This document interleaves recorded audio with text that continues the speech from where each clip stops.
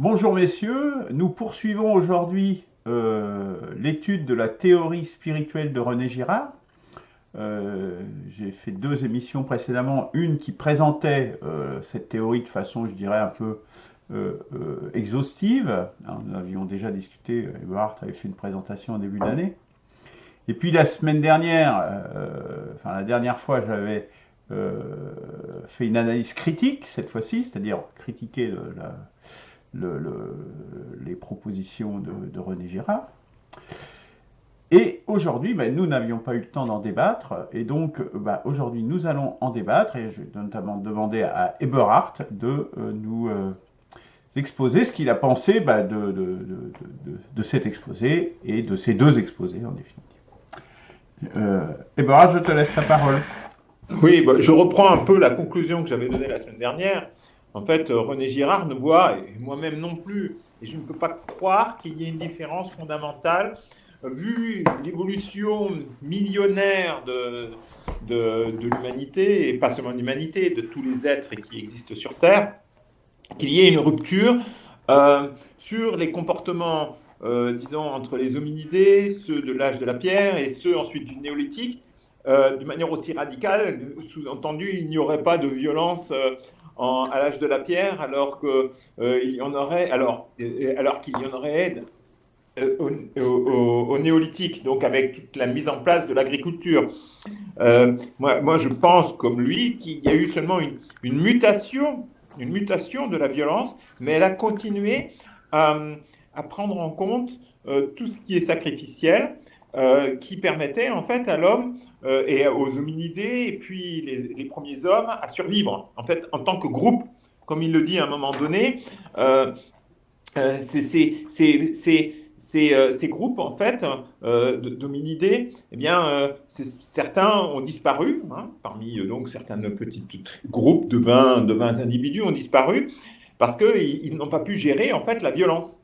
Et le modèle proposé par René Girard, et là j'insiste à nouveau à dire que ça n'est qu'un modèle, c'est une hypothèse, c'est une théorie, dites-le comme vous voulez, eh bien ça paraît plus cohérent pour essayer en quelque sorte de voir ce qu'on peut voir aujourd'hui entre les animaux qui n'ont pas globalement changé, et notamment les plus proches de nous, les singes, et certains singes en particulier, eh bien, et notre humanité aujourd'hui. Donc on peut faire une étude de comportement chez les humains d'aujourd'hui et chez les animaux aujourd'hui, et on peut commencer à se dire, mais comment ça se fait pour essayer de passer de l'un à l'autre.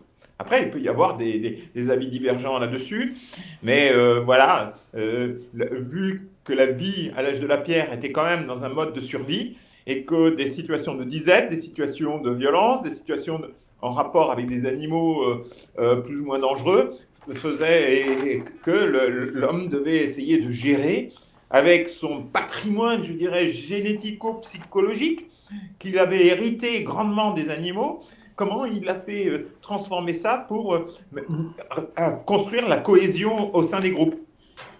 Voilà.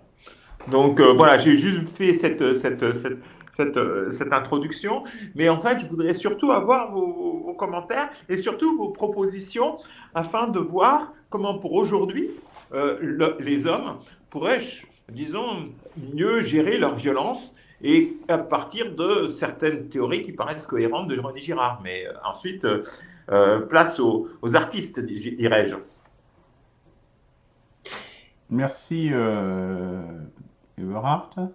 Oui, tu veux prendre la parole, Christian? Sinon, moi, je rebondirai sur ce que j'ai dit. Oui, mais je voudrais relancer Berhardt avant de, de lui répondre, d'échanger avec lui, pour lui demander s'il a regardé la présentation que j'ai faite la semaine dernière, justement, où je soutiens une théorie différente, hein, disant qu'il y a effectivement il y a une rupture, et parce qu'il dit je ne peux pas croire à la rupture. Bon, d'accord, ok, mais quid des arguments que j'ai développés? Je ne suis pas le seul à les développer, parce que j'ai beaucoup parlé de Brian Hayden.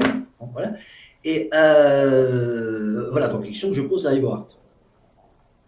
Je ne l'ai pas ici tout de suite en tête. Je sais que j'avais pris quelques notes, mais je ne les ai pas là parce que là, je suis revenu, donc désolé, de mon marché. Il faut que tu me les rappelles un petit peu, en quelques mots. D'accord. Oui. Ah ben, en quelques mots, oui, d'accord, en quelques mots, c'est bien. Disons, l'équation, la théorie de Girard, mimétisme d'appropriation, réglé grâce au sacrifice de la victime émissaire et occultation du conflit, qui permet disons, aux dominants de gérer leur population. Bon, cette équation, elle est, à mon sens, imparable, mais elle ne s'applique qu'à l'homme qui a effectivement effectué une rupture pendant la période des 3000 ans de la période néolithique. Avant cette période, alors bon, on n'a pas la certitude qu'il n'y avait pas de violence, mais on n'a pas non plus la démonstration qu'il y en avait une, à savoir que lorsqu'on pose la question à Girard, d'ailleurs il se la pose lui-même en entrée de jeu, dès le début du chapitre 3, puisque son interlocuteur lui demande, nous sommes amenés à nous demander jusqu'où dans le passé humain ou pré-humain il faut faire remonter le mécanisme de la victime émissaire. Est-ce qu'il faut remonter voilà. Et en fait,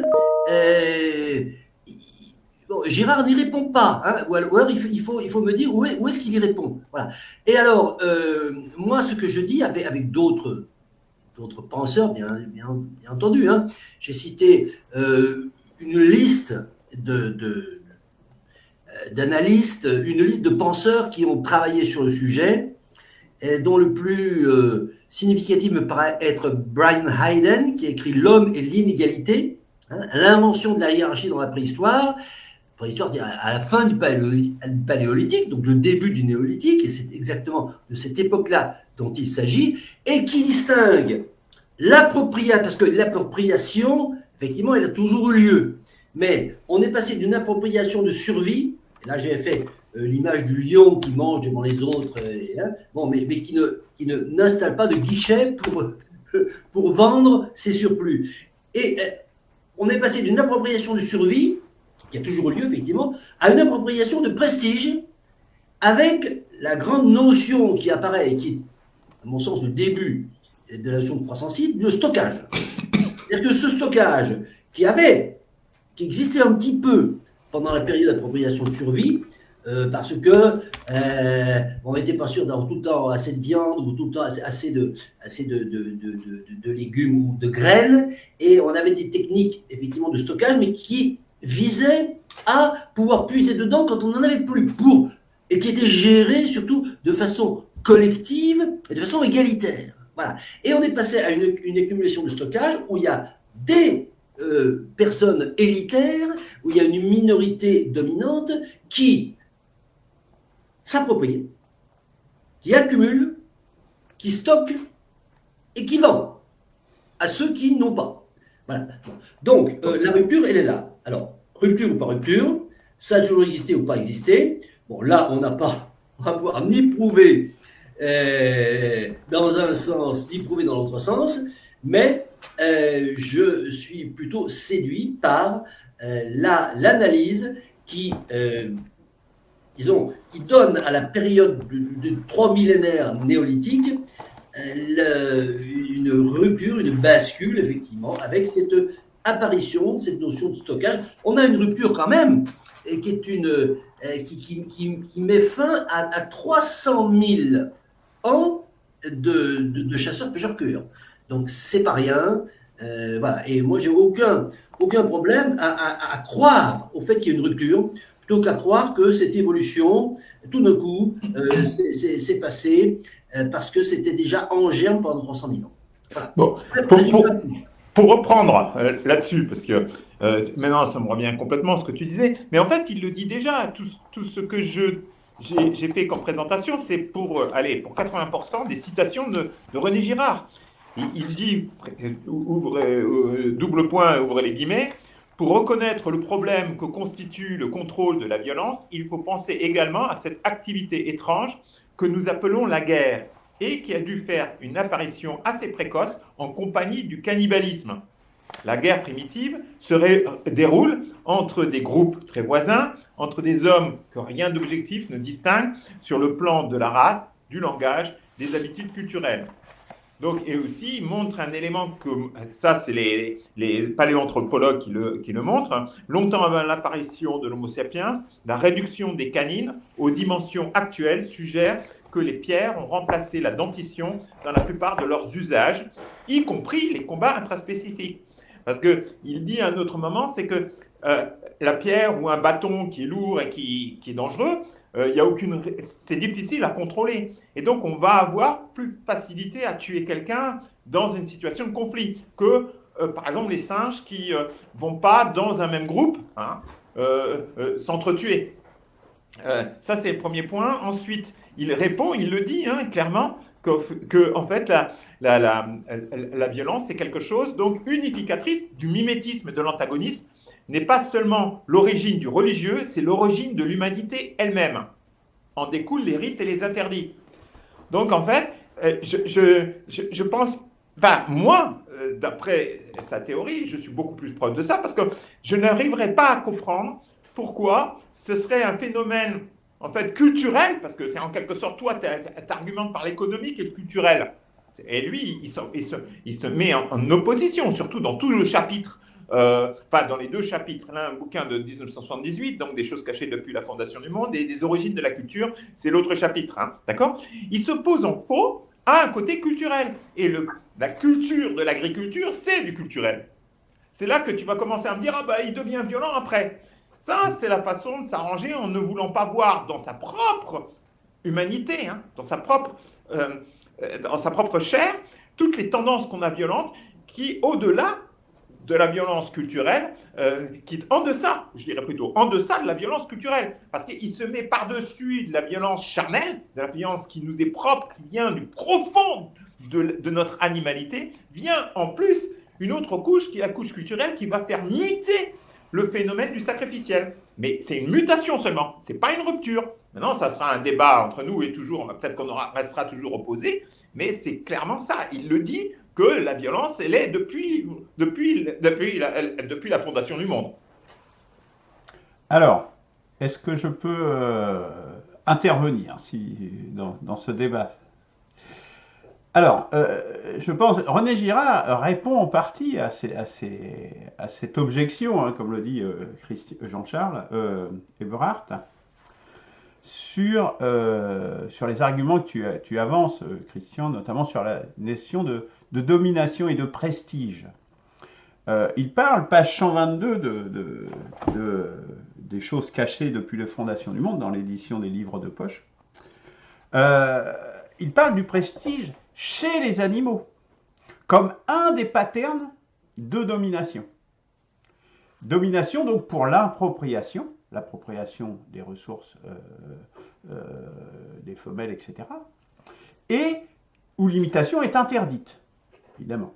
C'est un pattern de domination et qu'il y a un prestige chez l'animal dans les groupes qui sont des animaux sociaux, évidemment. Et par contre, l'imitation est autorisée pour le reste. Donc il y a cette notion de prestige qui existe puisque les autres essayent d'imiter celui qui est le grand chef, qui est le mâle dominant, par exemple, et la femelle dominante aussi. Il n'y a pas que le mâle. Chez les loups, il y a le couple dominant. Et les autres essayent d'imiter ce que font les dominants parce que justement, il y a une notion de prestige de celui qui domine les autres. Donc, ce qui contredit, je dirais, ce que tu dis, Christian, par rapport à l'apparition de cette notion de prestige simplement à partir de l'accaparement des stocks surnuméraires. Je ne conteste pas, je dirais, le fait que cela l'amplifie et le démultiplie, décuple cela à partir du néolithique. Là, je pense que ça me semble assez clair. D'ailleurs, on trouve des traces pendant de longues années. On a trouvé des traces de violence dans les recherches archéologiques et paléologiques. Bon, je me rappelle plus du nom. Paléologique. On ne trouvait de traces de violence qu'à partir du néolithique. Bon, on en a découvert après. C'est assez récent, tout ça. Ce sont des choses assez récentes. Et puis, page 133 également de ce même livre. Il fait un discours sur les liens et les différences entre les animaux et les humains, notamment par la victime émissaire, Et alors lui, il dit que c'est choisi par un jeu de hasard. Bon, là, je suis un petit peu sceptique là-dessus. En revanche, que ce processus survienne d'une manière ou d'une autre, en tout cas, il est certain que la théorie de Girard, si elle est juste, elle intervient avant le néolithique, est probable car ne dépend pas de l'agriculture ou des stocks. Hein, c'est notamment l'exemple qu'il cite des Ojibwe, hein, qui est un peuple amérindien hein, du nord de l'Amérique, qui mêle, c'est un peuple qui mêle à la fois la chasse, la pêche, la cueillette et l'agriculture. C'est-à-dire qu'il faut bien voir qu'avant on avait le paléolithique et le néolithique. Maintenant il y a quand même une introduction du mésolithique entre les deux, hein, c'est assez récent, ça de nouveau, où justement il y a un mélange on dit ah bah c'est passé de chasseur-cueilleur à l'agriculture, comme si c'était... Non, ça s'est passé de façon tout à fait progressive. Et il y a eu justement ce mélange de ces activités pendant un certain temps. Donc, c'est difficile. Alors, je dirais que donc ça fait remonter les choses à minima plus loin. Et puis j'importe hein, sur cette notion d'Ojibwe qui ont une spiritualité qui est tout à fait en accord avec la théorie de Girard. Hein. Donc voilà. Après, de là en faire le principe d'hominisation, comme en fait Girard. Par contre, là, je pense que là, il va trop loin. Il va trop loin dans ce... Parce que, comme je l'ai montré dans ma critique, il y a tout un tas de thèmes du spirituel qui ne sont pas adressés, notamment par la théorie de René Girard, qui passe un peu à côté. Donc, il y a des choses tout à fait essentielles. Il y a des éléments qui ne sont pas, hein, comme la cosmogonie ou des choses comme ça, qui viennent subséquents, mais qui ne sont pas expliqués en direct. Et il y a tout ce qui est la notion notamment d'explication de l'hominisation qui vient par la production de ces moyens de subsistance. Et en particulier par le travail social, dont on voit bien que ce travail social, comme j'ai eu l'occasion de le dire précédemment, existe bien avant la révolution néolithique, puisqu'on a production de l'habillement, production de pierres, hein, justement, avec des pierres taillées, avec à chaque fois des techniques et des usines. On a retrouvé des ateliers, hein, des genres d'ateliers de fabrication qui se perfectionnent au fil des dizaines de milliers d'années. Donc voilà, je pense que moi j'ai une vision plus progressive, c'est-à-dire qu'en gros, moi je ne vois pas comme se battre sur ça, c'est un peu de se dire, c'est un peu comme si qu'est-ce qui est premier, est-ce que c'est l'œuf ou est-ce que c'est la poule? Mais non, il n'y a pas de premier, c'est une évolution progressive qui fait, et c'est le produit de l'œuf et de la poule qui se construit au fur et à mesure. Voilà, j'aurais tendance à plaquer ça.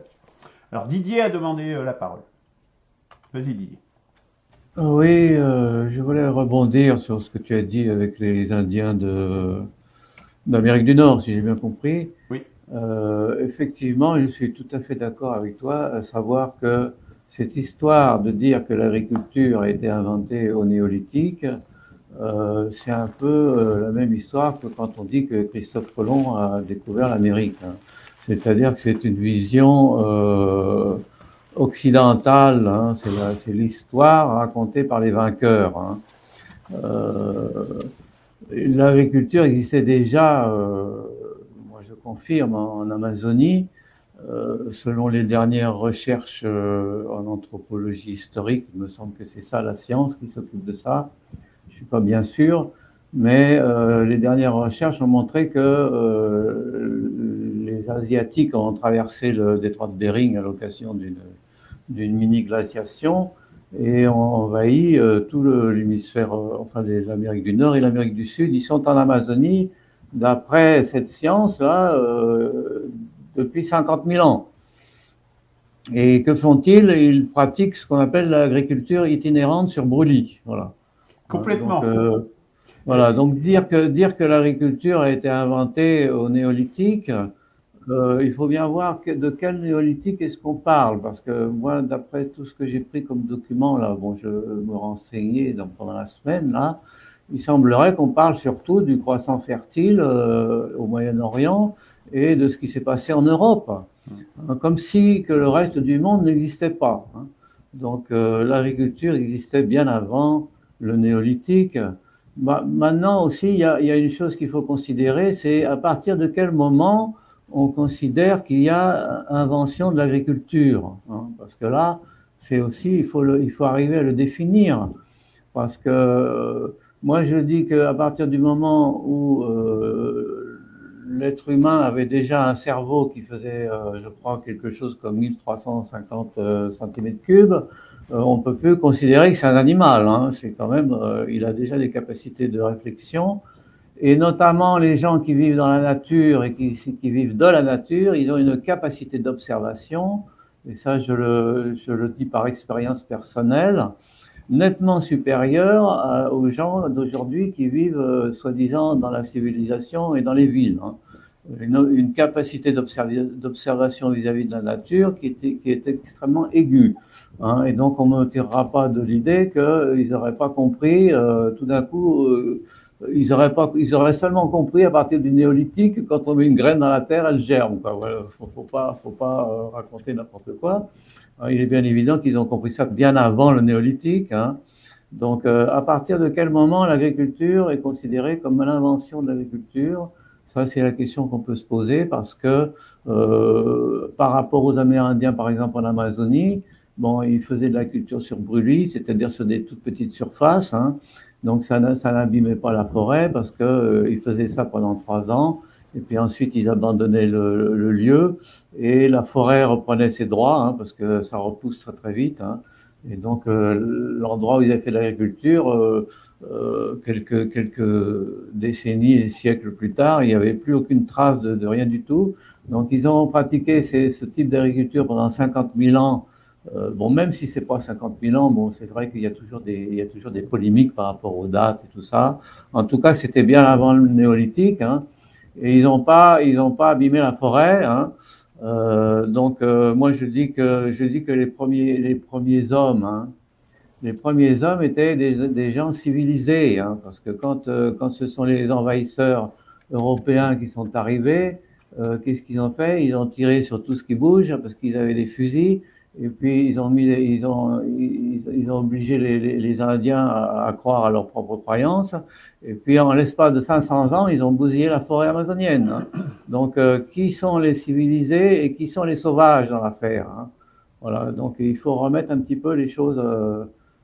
Voilà, c'est un peu une inversion des valeurs, parce que l'histoire a été racontée par qui? Par les Occidentaux. D'accord. Voilà. Donc simplement, je voulais rajouter ça. Et bon, je ne vais pas trop prendre la parole trop longtemps non plus. Voilà, donc je vous laisse réagir.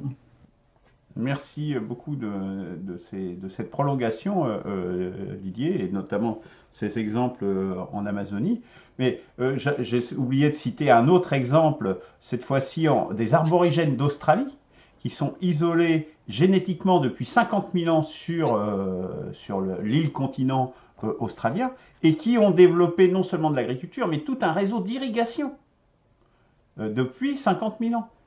Donc c'était organisé en tribus et la pisciculture même, ils ont créé de la pisciculture, donc irrigation, pisciculture depuis 50 000 ans en Australie, organisée en tribus qui elles-mêmes sont divisées en clans avec des ancêtres communs et avec souvent qui sont propriétaires, donc la notion de propriété existe également, d'une partie du territoire tribal. Et donc, il existe aussi une religion avec un déluge, etc., et des rites de passage. Donc, on voit bien que ça remonte, que toute sa spiritualité remonte bien au-delà du néolithique, qui n'est pas la barrière, en tout cas pas de cette façon-là, et peut-être que c'est la barrière que tu dis, c'est cette appropriation des surplus qui marque peut-être et la croissance démographique qui marque peut-être plus le néolithique qu'autre chose. J'imagine que Christian, tu as envie de réagir à tout ce qui a été dit. Oh, j'ai bien le temps. Pas pressé. Eh bien, vas-y. Non, à moins que Eberhard te veuille rajouter. Non, voilà, juste un petit avant de partir. Il parle aussi, Gérard, de l'augmentation de la taille du cerveau, puisque, bon, Didier vient d'en parler. Il faut le voir. on l'a perdu. Bon, je pense qu'il va se reconnecter, il va s'apercevoir. Oui, l'augmentation, permettez-moi d'intervenir, l'augmentation de la taille du cerveau, effectivement, c'est un point qui est très très important. J'ai essayé de chercher les dates en fonction de l'augmentation. C'est difficile hein, de trouver ces informations. Donc, si quelqu'un a des informations par rapport à Allô, ça, voilà, là, Oui. Vous m'entendez à nouveau? Oui, J'ai été déconnecté. oui, on a vu ça. Vous Vas-y, m'entendez à nouveau? Et Didier précisait qu'il essayait de retrouver des informations sur la taille du cerveau, mais que c'était difficile à retrouver Mais l'évolution de ça. que le taille du cerveau, ça va aussi avec la gestion du stress au sein d'un groupe. Cette augmentation de la taille du cerveau. Et de pouvoir gérer, euh, ça me paraît très logique ça, de pouvoir gérer les conflits et de la complexité des conflits qui vont augmentant avec l'individuation. Là, on n'est plus seulement dans un groupe où il y a un mâle dominant ou une femelle dominante avec d'autres qui sont et c'est la force physique ou peut-être une dextérité aussi chez les animaux qui va permettre d'avoir un cerveau aussi déjà de plus en plus développé. Mais il y a aussi toute la partie psychologique. Hein. Donc ça demande des neurones, ça demande des interactions entre les neurones et donc l'évolution de la taille du cerveau qui va avec ça. Voilà, c'est ce que dit Girard aussi à un moment donné, parce qu'on a trop tendance à idéaliser, voilà, bah, on a augmenté le cerveau bah, parce qu'on était plus intelligent pour pouvoir produire l'agriculture, pour faire, que ce soit d'ailleurs au mésolithique, au néolithique ou autre, hein, eh bien, et se dire, ah oui, mais tout ça, c'était le paradis terrestre et on était plus intelligent pour faire le bien. Mais la violence existait aussi bien chez les Ojibwés et existe encore aujourd'hui chez les quelques peuples premiers qu'on existe. Mais elle est codifiée dans un système très aussi structuré et rigide du point de vue sociétal dans ces groupes qui existent encore aujourd'hui. C'est justement pour éviter l'autodestruction du groupe qu'on a fait tout le rituel afin d'évacuer les problèmes de violence. Donc ça aussi, puisqu'il y a une intelligence qui se développe, le cerveau augmente aussi, et c'est un phénomène de boule de neige. Toi, tu parlais de l'œuf ou de la poule, mais oui, mais après, c'est un effet boule de neige, mais il y a bien eu un moment donné où cette gestion de la violence a trouvé disons, une modalité différente de s'exprimer, en passant du singe à l'homme. Alors, je passe à ce moment, je viens de trouver une référence hein, sur la taille du cerveau d'Homo sapiens, qui en fait était à l'origine de 1500 cm3 et qui aurait diminué pour atteindre une taille moyenne de 1350 cm3. Sachant, pour votre gouverne, que le cerveau de Homo neanderthalis était de près de 200 cm3, donc beaucoup plus gros que le cerveau d'Homo sapiens. Juste pour préciser cela. Oui, oui, merci, merci Luc. Effectivement, cette information, je l'ai eue aussi, hein. Mais là où j'ai pas réussi à avoir l'information, c'est savoir à partir de quelle date le cerveau de l'Homo sapiens sapiens, à partir de quelle date est-ce qu'il a atteint sa taille. Je soupçonne que c'est bien avant le néolithique, hein. Mais ça, je voudrais. Ah ben c'est bien avant, puisque c'est à l'émergence d'Homo sapiens. Donc c'est il y a 300 000 ans. 200 000 à 300 000 ans. Entre 200 000 et 300 000 ans, on va dire. Voilà. Donc, ça, et après, il a diminué, visiblement. Donc, okay. Oui, il a diminué, mais bon, dans l'article en question, il disait que de toute façon, il n'y a pas une corrélation directe entre le volume du cerveau et l'intelligence, apparemment, hein. À partir du moment où on est dans des volumes de l'ordre de 1350 cm3, oui, qu'il y ait 200 cm3 de plus, ça fait pas une différence très importante. Ah oui. Donc, c'est une différence marginale. Si vous confirmez à ce moment-là l'information que j'ai pas eue, que le cerveau avait déjà la taille à l'époque de l'Homo sapiens sapiens, combien 300 000 ans, vous dites, avant? Oui, disons donc 250 000, largement avant le néolithique, hein. Donc on n'est pas, moi je considère qu'on n'est pas du tout du passage de l'animal à l'homme, hein, dans ces 300 000 ans. Parce qu'avec un cerveau de 1350 cm3, eh ben, c'était pas des animaux, hein. Bon, ça c'est mon opinion, hein. Après, ça dépend Donc, si on fait une fracture, une coupure franche entre l'animal et l'homme. Moi, personnellement, je ne fais pas de coupure franche entre l'homme. Pour moi, l'homme est un animal comme les autres. Et puis, voilà. voilà, c'est tout à fait d'accord. Là, il faut définir qu'est-ce que c'est que cette histoire de passage de l'animal à l'homme, hein, de manière un peu plus précise, quoi, parce que ça paraît pas cohérent cette histoire de dire que le cerveau ayant déjà 1350 cm3, 300 000 ans avant, qu'il y aurait eu une rupture au moment du néolithique. Oui, il y a une rupture dans la mesure où il y a sédentarisation, où il y a génération de stock et tout ça, mais ça me paraît pas être pertinent de dire que c'est le passage de l'animal à l'homme, quoi. Bon, je sais pas ce que vous en pensez, mais Ah bah, je pense pas que Christian dise ça quand même, mais il va le dire lui-même, je pense. Oui, bah, je vais dire des choses moi-même, oui, c'est certain. Vas-y.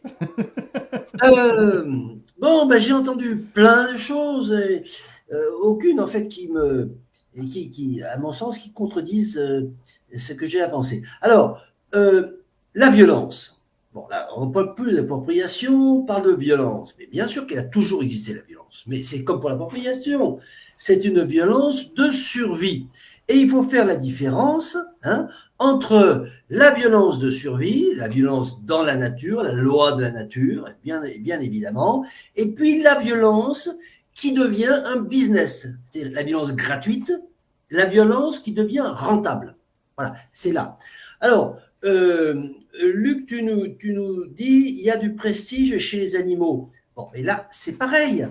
On a vu les singes ou ceci, bon, c'est des prestiges qui procèdent de la cohésion du groupe. On a besoin d'un chef, voilà. Mais ce n'est pas un prestige qui va permettre de faire du commerce et d'accumuler des profits et de stocker, disons, des énergies fossiles ou des choses qu'on a extraites de l'écorce terrestre. On a parlé ensuite de cette fameuse rupture et j'ai entendu que ça s'est passé en 2000 ans, 3000 ans, 4000 ans. Effectivement, lorsque, Luc, tu nous dis on a trouvé les Ojibwés qui sont encore chasseurs, pêcheurs, cueilleurs tout en étant agriculteurs, tous les anthropologues sont d'accord sur le fait que il n'y a pas une rupture, une bascule un jour J, hein, entre le moment où les peuples ont été chasseurs, pêcheurs, cueilleurs et ils sont devenus agriculteurs. Il y a eu, ça a été progressif, et ça s'est déroulé sur 3 000 ans, peut-être sur plus d'ailleurs, voire Ah bah bien plus que ça. Bien plus, et Bien plus, 50 000 ans. avec une disparité également dans la durée, mais une disparité selon des régions. Hein, puisque tu nous as parlé des aborigènes qui étaient déjà agriculteurs. Alors, bon, c'est pas il y a 50 000 ans, c'est il y a 15 000 ans. Hein. Bon, alors on va confondre nos sources. Et puis la pisciculture, c'était il y a 6 000 ans. Bon, donc c'était post-néolithique. Mais effectivement, alors on peut dire que les aborigènes, ils ont commencé à faire de l'agriculture il y a 15 000 ans, et on place néolithique 10 000 ans avant Jésus-Christ, ça fait 12 000 si on ajoute Jésus-Christ, et bon, voilà, on est tout à fait dans l'éventail de la durée et des délocalisations de cette... alors, non pas, alors finalement, on va enlever le mot rupture, c'est une évolution, d'accord ? C'est une évolution. On a une évolution d'un stade chasseur-pêcheur-cueilleur unique à petit, il y a une sédentarisation, une invention de l'agriculture, une invention de l'élevage. Et qu'est-ce qu'on constate aujourd'hui chez les peuples qui sont observés, qu'on a constaté depuis un siècle ou deux, que les anthropologues ont commencé à s'installer dans des tribus. Hein, bon, bah, ce sont des tribus post-néolithiques, bien entendu. Ce sont des gens qui sont, voilà, qui ont encore eu. Alors, certains ont conservé une majorité de chasse, de cueillette, mais ils font un peu d'agriculture. Bon, tout ça, on est bien d'accord. On est bien d'accord que je suis d'ailleurs. Ça ne me dérange pas de changer le mot rupture par le mot évolution. On a eu une évolution, voilà, avec une violence qui existait, d'accord, avec une appropriation qui existait, d'accord, mais cette violence, cette appropriation a pris un autre sens qu'un sens pour la violence, cohésion du groupe, prestige, prestige du mâle dominant. Ça a évolué vers un business de l'appropriation et un business de la violence. Et bon, tu as rappelé les ateliers du Grand Pressigny que je connais bien, j'y suis allé plusieurs fois. Bon, c'est du post-néolithique, le Pressigny. C'est pas il y a 50 000 ans qu'il y avait un atelier de taillage de pierre. Alors, voilà. Maintenant, la question posée par Didier, elle est fondamentale. Qu'est-ce que c'est que cette histoire de passage de l'animal à l'homme? Quand est-ce qu'il y a eu passage? Alors là, c'est l'hominisation dont parle Girard. Et alors, bon, je suis d'accord avec Luc lorsqu'il dit qu'il n'y a aucune différence entre l'homme et l'animal. Non, il n'y a pas de différence génétique. L'homme est un animal. L'homme a développé, voilà, a développé de la violence, de l'appropriation et a fabriqué une civilisation basée là-dessus. Alors, la grande question, c'est est-ce que ça, c'est dans les gènes de l'homme? Et c'est là que nous divergeons. Eh bien, moi, j'aime à penser.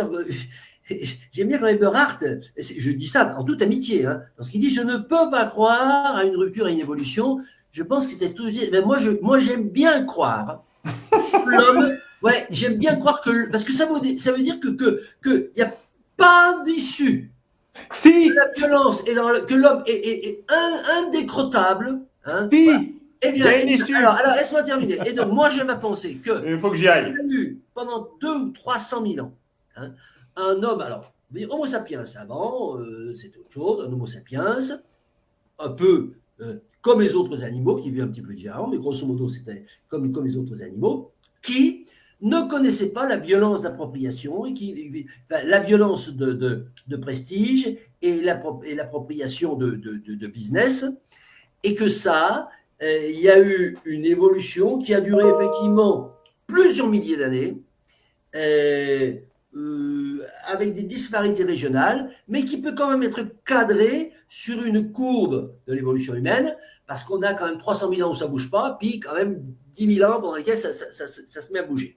Voilà. Et donc, moi, j'aime à penser que, et je dirais que je suis prêt à fonder même une spiritualité là-dessus, sur le fait qu'il y a dans la nature humaine quelque chose de bon, quelque chose qui n'utilise la violence que pour des besoins de survie, et il s'est passé un certain nombre de choses, disons, liées sans doute à des minorités dominantes, qui ont installé une perversion qui aujourd'hui Tu fais mon marxiste à nouveau. Au truc qu'on a aujourd'hui. Mais non, mon pauvre. Non, alors, le bon existe, oui, je suis d'accord. Mais il a tout le temps à lutter avec la violence, donc avec le mal. Et c'est seulement, il faut arriver à en être conscient. Et c'est ça qui est si difficile. Cette violence que l'on a en nous, et toi aussi, Christian, en toi, même si tu l'ignores, même si tu l'oublies. Mais je dis toi, mais je dirais à Luc, je dirais à Didier aussi. Et de vouloir croire que non, on peut avoir la perfection, mais c'est typiquement judéo-chrétien. Une violence. C'est judéo-chrétien dans le mauvais sens du terme. Ça, c'est l'horreur, alors que l'hindouisme, le taoïsme et tout, eh bien, ils sont beaucoup plus lucides. Et le bouddhisme aussi, ils sont beaucoup plus lucides que sur la nature de l'homme. Et c'est seulement quand il commence à faire un réel travail sur lui-même, que d'un seul coup, à la fois individuel et collectif, qu'il peut, disons, réduire sa distance par rapport au paradis terrestre. Mais réduire sa distance, il ne peut pas complètement échapper à la violence, parce que tout le temps elle revient, parce que les conditions de vie changent, se modifient sans cesse, et c'est très difficile. Il faut faire une analyse tellement forte, puissante, sur tous les facteurs, qu'ils soient géopolitiques, qu'ils soient économiques, sociaux, etc. Et donc, pas seulement dans ton petit niveau là, même, je veux dire, parisien ou franchouillard, ou etc., mais à la fois sur la durée historique et la dimension mondiale de la chose, puisque maintenant, on n'est plus qu'un village. Voilà, et je dis ça, il y a de l'espoir, mais ça demande un énorme boulot. Et il est seulement possible lorsque la violence est gravissime et on ne va pas pouvoir l'empêcher. Et c'est seulement lorsqu'un mouvement, à nouveau, voudra recréer cet amour, que l'on pose. Et le Christ a été le premier à nous ça, avoir c'est pas révélé notre notre sujet, amour, c'est ce que dit Borat, Girard. ça. Et maintenant, il faut un Mais nouveau Borat, là, tu moment. t'écartes, là, tu nous parles d'aujourd'hui, là, Oui, c'est pas le mais sujet d'aujourd'hui. pas tout Le à sujet fait, parce que d'aujourd'hui, c'est quand même. Bien sûr La- qu'aujourd'hui, il y a de la Le violence. sujet On d'aujourd'hui, le c'est sait. le Il y a de la paléolithique violence et le aujourd'hui. néolithique, la naissance de la spiritualité. C'est ça le sujet. oui, mais enfin, Jésus nous parle de la violence que nous avons intrinsèquement en nous. Oui, Ça, mais c'est ça, personne ne le nie. Personne ne l'a nié ici. Voilà, elle est en nous. Et alors, il y a des moments quand on a certaines structures sociales, elle va moins et parce qu'on est dans certaines conditions aussi historiques et économiques, hein, parce qu'il faut tout intégrer Oui, là-dedans. Hein. Girard Et parle ben, de cette crise. violence se développe moins. Mais d'un seul coup, par exemple, il y a le grand crash de la fin de l'âge du bronze, hein, en 1300 avant Jésus-Christ, que d'un seul coup, parce qu'il y a des conditions météo qui changent, parce qu'il y a des conditions aussi économiques et politiques qui changent, crac, d'un seul coup, la violence se généralise dans le monde entier. Et on est en train de vivre la même chose. Non, mais ça, c'est girardien, ça, Girard. Je pense qu'il faut toujours bien penser que les phénomènes girardiens répondent à des situations de crise. Hein, ça, oui. Je pense que c'est. Parfois, j'ai l'impression que dans nos débats, on l'oublie un peu. Hein, c'est ça. C'est des moments particuliers dont nous parle Girard, des moments où surgissent, où changent, mutent des mythes et des spiritualités. C'est à l'occasion de crises. Entre-temps, il y a des évolutions qui sont plus lentes, mais effectivement, du coup, il y a des seuils qui sont franchis. Voilà. Bon, mes amis, je vous aime tous, dans l'amour, hein, franchement. Et tu aimes, d'ailleurs, c'est ce que tu as dit, Christian, hein, et tu aimes croire. Donc, Oui. Ça, c'est très important. Allez, à bientôt. Salut. À la semaine prochaine. Au revoir. Au revoir. Alors, est-ce que tu veux oui, poursuivre un petit peu, Christian ou Didier, je sais pas? Non, je voulais juste rebondir rapidement sur ce que tu viens de dire, Luc. Hein, Oui. Du fait qu'il y a la violence qui apparaît en situation de crise. Donc, par exemple, qu'est-ce qui s'est passé au moment de la sédentarisation? La différence entre les peuples qui existaient avant les premiers hommes, qui avant la sédentarisation, donc ils étaient nomades, hein, et donc ils se considéraient comme un groupe. Hein. C'était des petits groupes. Hein. Alors que quand la sédentarisation est arrivée, où chacun a construit sa maison en dur, avec des pierres, eh bien, à partir de ce moment-là, c'était plus le groupe, c'était la famille. Et donc, ça a changé. Ça peut être considéré comme une situation de crise, ce changement-là, parce que quand c'était le groupe, il y avait tout le monde se serrait les coudes pour la survie du groupe. Alors que quand c'est passé à la famille, hein, chaque famille devenait un groupe, et donc il y avait automatiquement des rivalités entre les familles. Hein. Ce qui a provoqué chaque famille essayant de prendre le pouvoir, bien entendu. Donc, oui, alors ça c'est très intéressant ce que tu dis là, parce qu'effectivement, quand je parlais des aborigènes d'Australie, effectivement cette organisation tribu, clan qui avait un lien génétique, mais c'était un lien cousin, enfin voilà. Alors que famille, c'est un noyau beaucoup plus petit, effectivement, et oui, c'est très intéressant. Ouais, c'est peut-être quelque chose qu'il faudrait qu'on mette à notre programme. Oui, excuse-moi, vas-y. Et donc, il y a eu des conflits qui sont apparus de famille contre famille, et donc la violence a augmenté, quoi. Dès qu'il y a sédentarisation, alors en plus, après, comme c'était une période où il y avait beaucoup d'innovation, par exemple, on va donner un exemple que j'ai vu dans un film là, sur le néolithique. Il y a un des membres d'une famille qui est un petit peu plus expert que les autres. Il y a une sécheresse et tout d'un coup, il découvre l'irrigation, c'est-à-dire il découvre de faire un canal entre le lac et la plantation de sa famille. Et donc, ils sont la seule famille à avoir une récolte au moment où c'est la sécheresse, c'est cette famille-là. Hein. Et alors, qu'est-ce qu'ils ont? Ils ont des surplus, alors que les autres, ils sont en train ils n'ont rien à manger. Hein. Et ils en profitent pour prendre la domination du village. Quoi, hein. C'est-à-dire que c'est eux qui ont la ressource.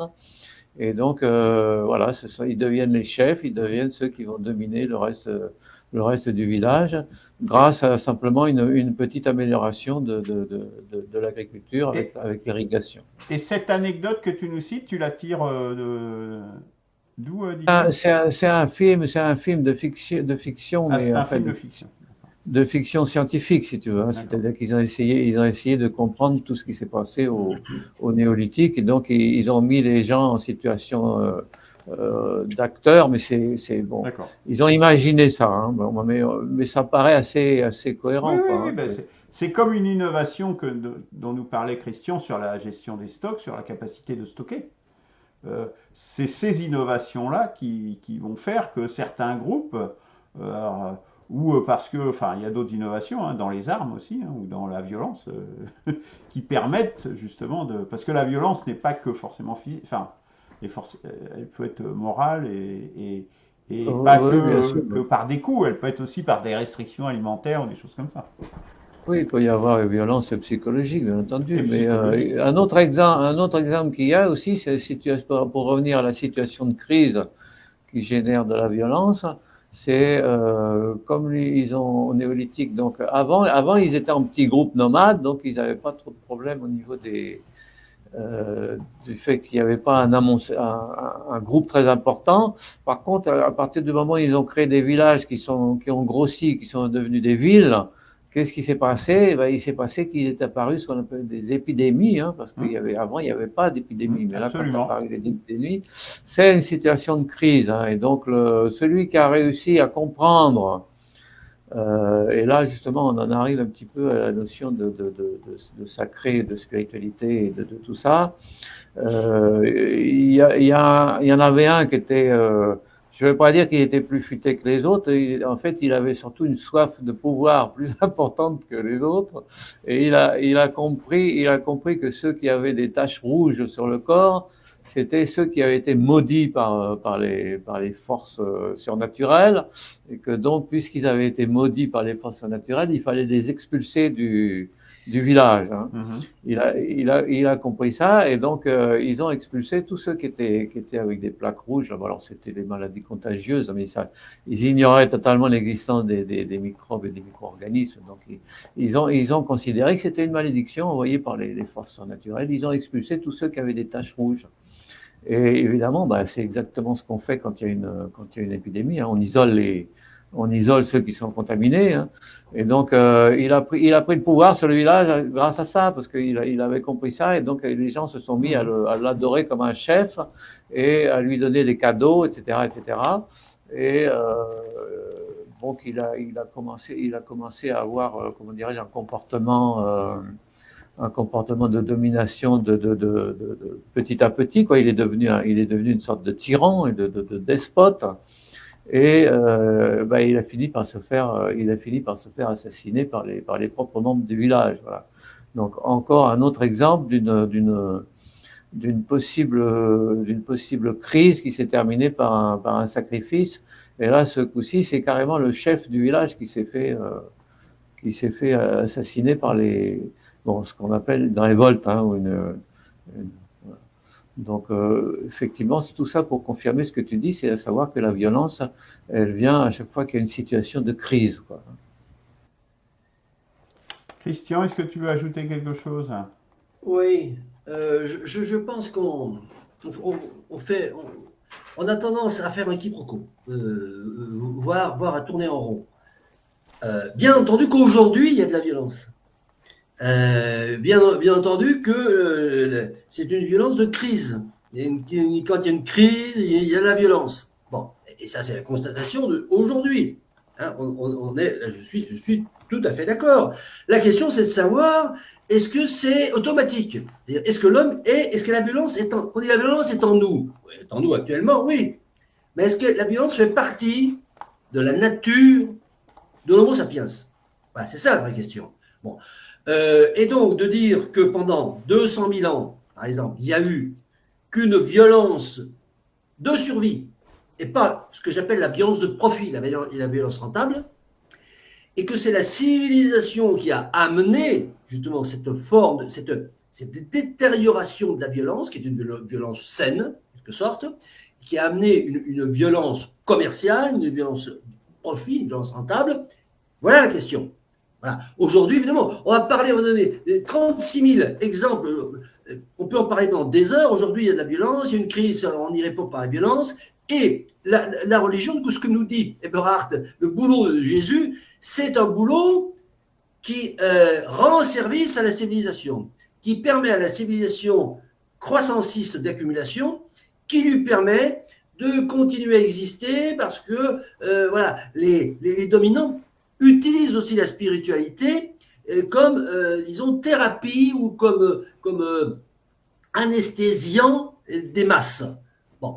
Mais voilà, ce qui est intéressant, c'est justement de ne pas être persuadé que dans la nature profonde de l'Homo sapiens, il y a cette violence de profit, cette violence rentable, et qu'il y a simplement une violence qui permet la survie. Voilà. Il me semble que le débat, il est là, parce qu'évidemment, on va être d'accord, je ne sais pas qu'on va dire, il y a eu de la violence à tel moment, à telle époque, etc., etc., et puis la religion était là pour arranger la sauce. Ouais. On tourne en rond si on fait ça, à mon avis. Bon, ben, ce sera peut-être notre conclusion de ce débat. Bon, c'est des sujets qu'on va certainement rediscuter. Juste peut-être une chose par rapport à la croissance.